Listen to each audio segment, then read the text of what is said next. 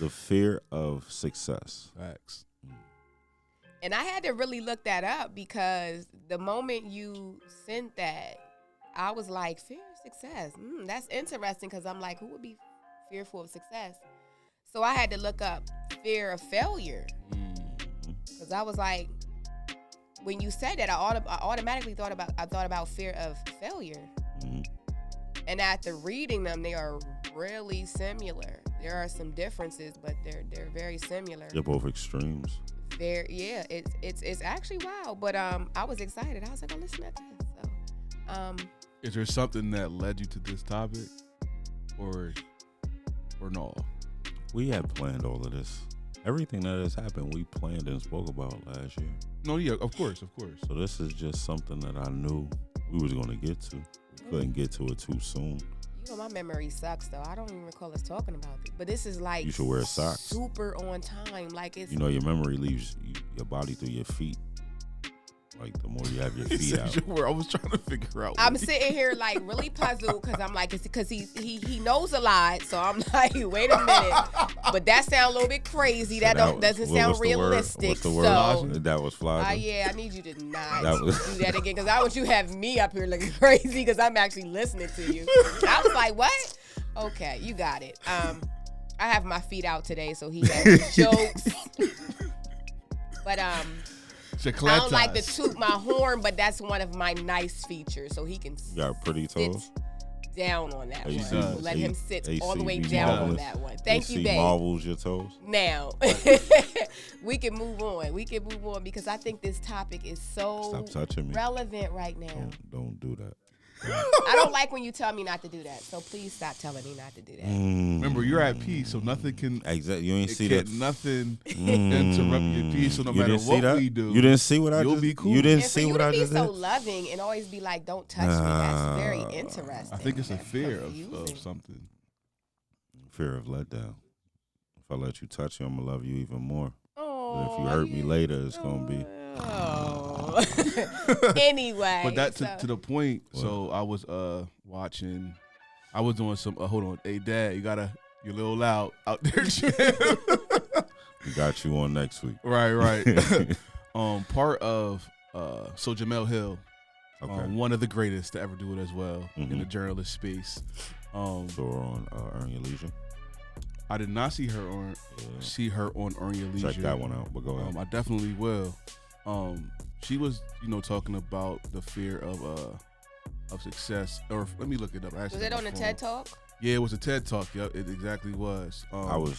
It was. She says that I got it right here. Oh, okay. Success creates expectations, stakes, and accountability, and that is one reason why we get tripped up over wanting to become successful, because now we have to set a goal and then move toward that goal, and that you don't have the support system, or you just never really been taught, like, what did Rodell say? If you weren't taught, what did he say? If you weren't taught to do right, you're going to do wrong. You know what I'm saying? A lot, and I think a lot of us, that's been a lot of our journeys, not really being taught right, depending on the direction.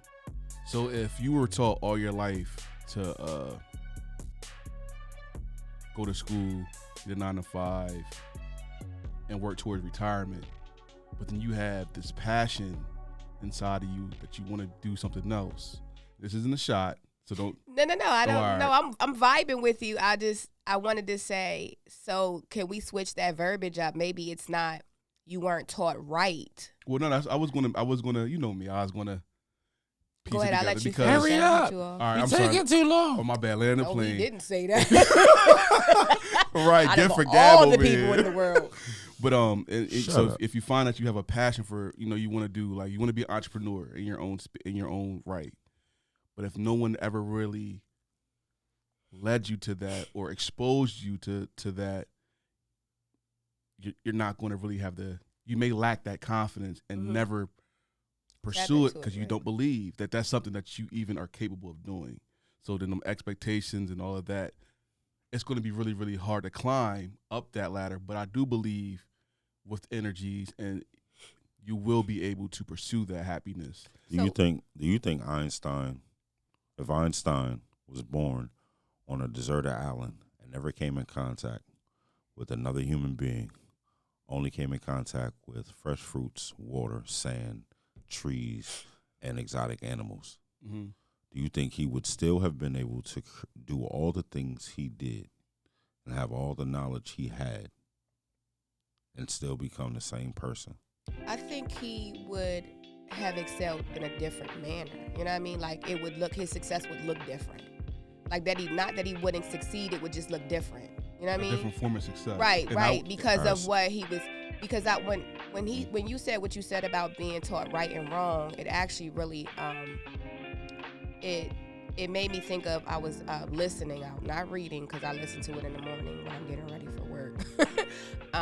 Listening to Rich Dad Poor Dad, and I don't think it's a matter of being taught right or wrong. It's just what you take from it, or not even what you take from it, but ooh, that's hard. I don't want to say wrong. I can't find my words, but I don't want to say wrong because I don't want to say it's wrong to have been raised to go to school, get a good job, retire. That's not necessarily wrong. That might work for somebody. Right.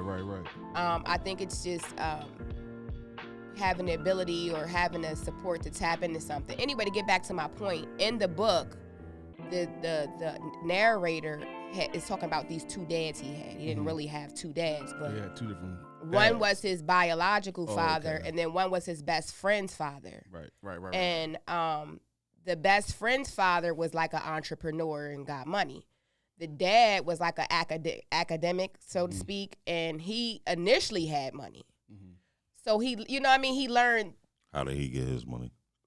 What, the dad? If I'm not mistaken, he was a professor, if I'm not mistaken.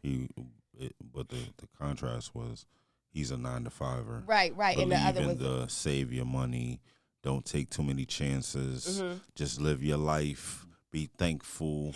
You understand what I'm saying? As long as it grows a little bit, invest in your home, things like that. That was the American dream. That was his blueprint. What he felt was right. Right. What he And that thought was was to my right. point, though. Yeah, and that's why I didn't want to That's go to into my the point, right and yeah. wrong No. because I want you to finish telling Oh, the story. yeah, I just I- wanted to explain that part a little more. it was like as I'm listening to the book, you know, it makes you think of fear, not fear of success, but I don't even know the words for it. But long story short, Explain the book. 'Cause that's long a story perfect short, example. the narrator in the book leans towards the best friend, his best friend's father, because he's making the money and working the least. You know, everyone's working for him and he's making the money. So I just went into that to say I didn't want to make it the right wrong thing. I didn't want to go that angle, but No, yeah, I got you. And I should have no, with your No. perspective's your perspective. but what I mean is, to avoid that, I should have reversed it. Mhm. I should have been like, the right way is like the 9-to-5, because I think that it's a generational. It is. It's a generational teaching, or it's generational at the end of the day. So, like our great grandfathers would have came from like the Chitlin circuit, and running numbers and the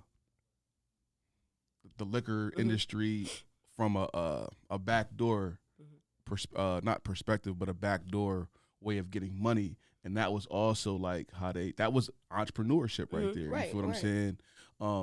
And because of everything that took place from slavery to that point, like honestly, our parents would have more than likely would have been first generational high school graduates in college and pursuing college. So it's just, to me, there is no right or wrong, but there is like, when all you know is like get security, you feel what I'm saying? And you're taught for at least 2 generations that security looks like working for somebody. It can inhibit you.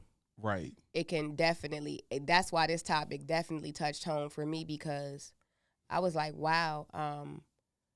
I think now I can clearly say I have a fear of failure. not a fear, maybe and even a fear of success too. Because once you get there, you have to maintain that. You know, but it's because I was taught to go to school, go to college, get a good job. I don't think you can possibly have both. Really? Yes, nowhere in the world you're gonna have a fear of success and a fear of failure, because they would even each other out, and you would be stuck just standing still. Because your fear of failure is you're gonna do everything you possibly can to make sure you don't fail.